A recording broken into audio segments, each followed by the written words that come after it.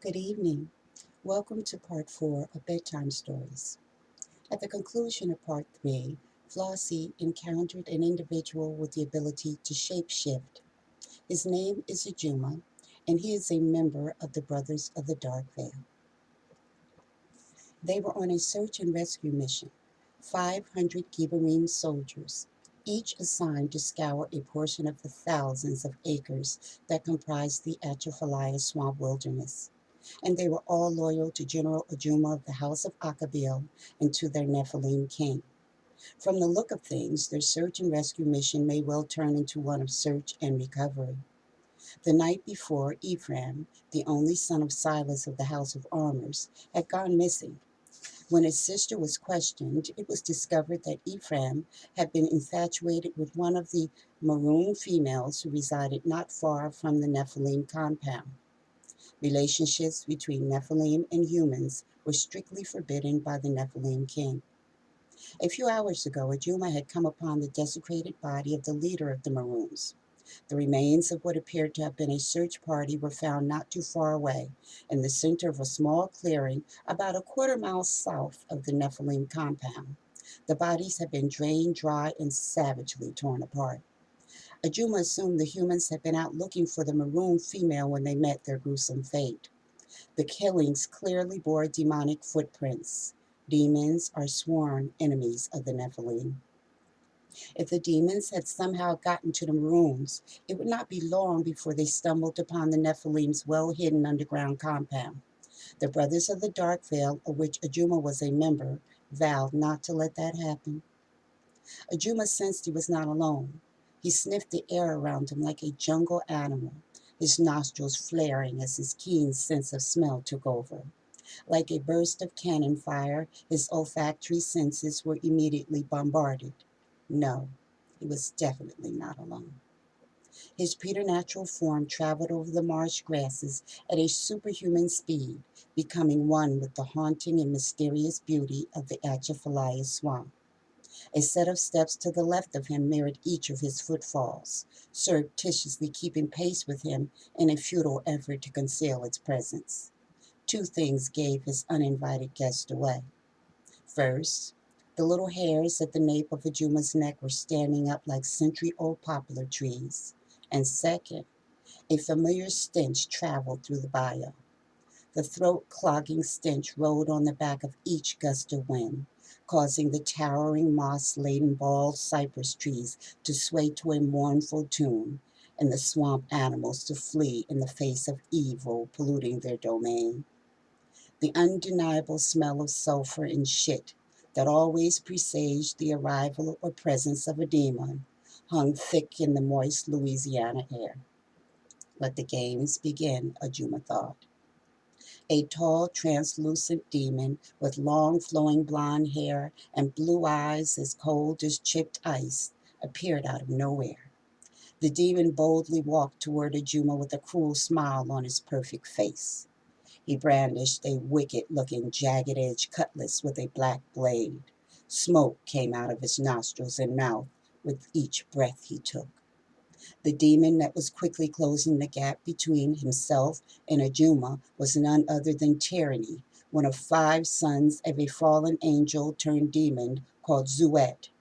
Zuet held the title of the Satan. He ruled over all 7 levels of the hell.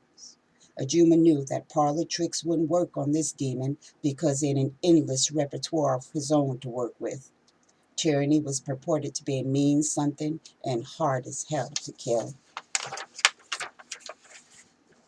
Ajuma sent out a telepathic message for assistance from the Brothers of the Dark Veil searching other areas of the swamp, and to his second-in-command named Facio. Face, he said. Nico? Anybody? Is anybody there? It would be mighty nice if anyone within the sound of my voice could get their black asses here as soon as possible. Satan just sent up one of his pups, and it's about to get ugly. Any assistance would be appreciated, he said urgently. Tyranny licked full red lips that were still stained with Ephraim's blood. His chest heaved in anticipation of the fight to come. Sending out a message to your little half-breed toy soldiers, he asked, before bursting into demonic laughter. His laugh was dark and sinister, reminding Ajuma of vultures feeding on a stack of rotten corpses. "You'll be waiting a long time for them to get here," Tierney taunted. "They're a bit tied up at the moment with a legion of my nastiest demons that are about to come here." Before Juma could truly assimilate the ramifications of Tierney's taunting words, Tierney transformed into a monstrous, fire-breathing creature and leapt through the air. Ajuma instinctively went airborne too. Demon and Nephilim met head-on. They shook the swamp floor, slamming into one another like titans, their swords playing an unholy tune as hard, cold steel clashed against steel. Excuse me, please.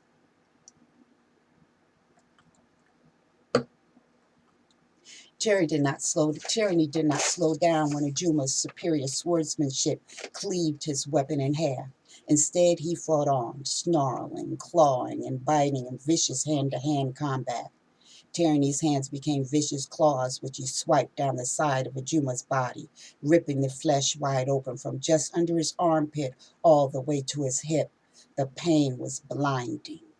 Tyranny's claws felt like they had been dipped in acid. Ajuma shouted in agony. Whatever poison Tyranny's claws had been dipped in was weakening him at an alarming rate, yet he fought on like a beast, biting, clawing, and slamming his superior weight down on the demon in an effort to weaken him and incapacitate him. Ajuma realized he was fighting a losing battle when Tyranny called in reinforcements. Ajuma was a shapeshifter. Realizing the odds were heavily stacked against him and wanting to live to fight another day, he shifted into the form of a 1,000-pound spotted Smilodon cat and beat a hasty retreat through the swamp, with blood gushing out of the open wound in his side and the sound of Tyranny's sinister laughter echoing through the swamp.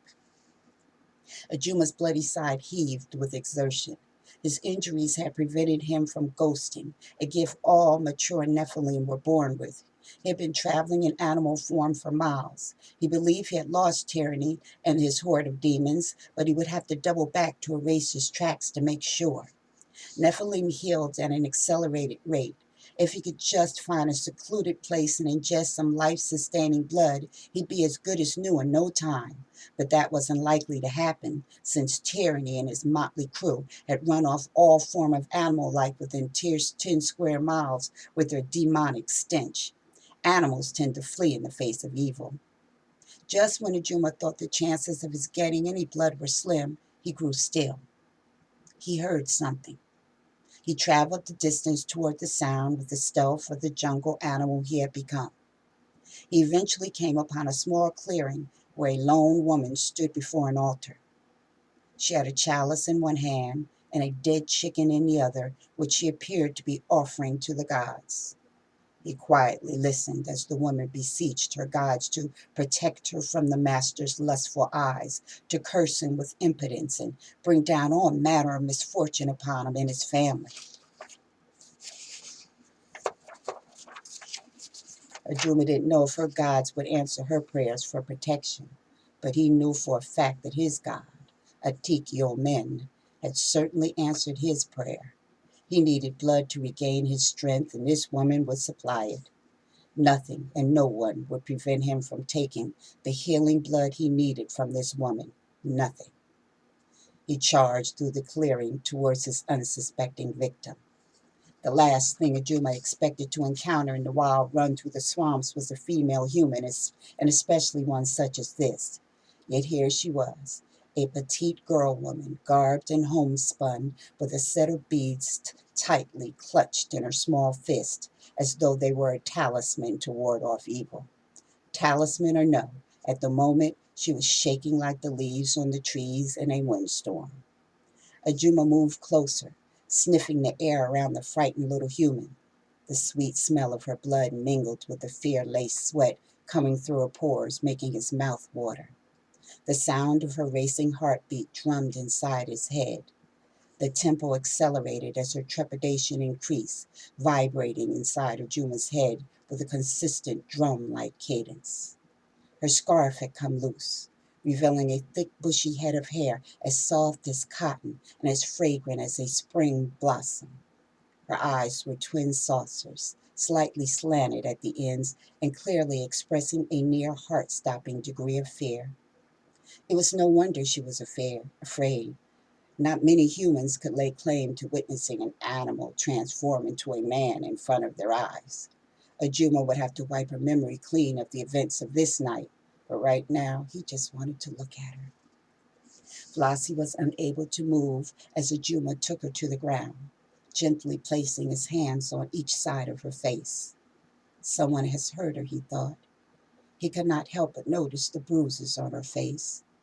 Ajuma had an uncontrollable urge to kill whoever it was that had hurt her. He examined every dip and plane on her face, finally staring into her eyes, mesmerizing her and melting away any resistance and all of her fear. "Do not fear me, pretty little human. I wish you no harm," he said in a soothing voice that sent ripples of pleasure down her spine. Flossie couldn't move if she wanted to. Never in her life had she seen a more magnificent, more beautifully made man. She was spellbound. He brought her hand to the warm, muscular flesh on his side. That was when Flossie realized that he was wounded. His side was split open clear to the hip. That was also when she realized that a naked man was laying on top of her. She tensed. Juma felt his nature rise even as he drowned in the depths of her eyes. Her dilated pupils were dark, but so bright they appeared to have lanterns lit behind them. Ajuma had to catch himself before he fell into their dark, mysterious depths. He licked his lips in anticipation as his canines descended. He had the fleeting thought that the Ancient of Days always answers prayers just before he plunged his sharp fangs into the helpless female's slender throat. Nephilim are extremely carnal beings with strong, almost insatiable appetites, making the act of feeding not only intimate but extremely erotic. Ajuma held her face firmly but gently as he fed, moving his body on top of her in that age-old rhythm that can't be taught, only felt. The human's blood was delicious. It burst upon his tongue like shooting stars, nearly blinding him with its rich, heady flavor. The moan that came from deep in Ajuma's throat vibrated through Flossie's entire body. Each pull of his sensuous lips on her throat felt like a million fingers playing at the juncture of her thighs, like a bolt of lightning aimed at that place deep inside of her that was weeping for attention.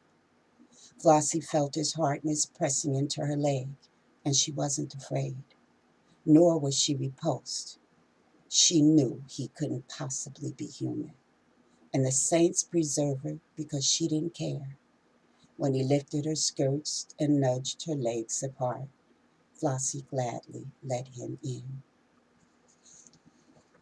Thank you again for allowing me to read another excerpt from my first novel entitled The Bliss of the Grave. Good night.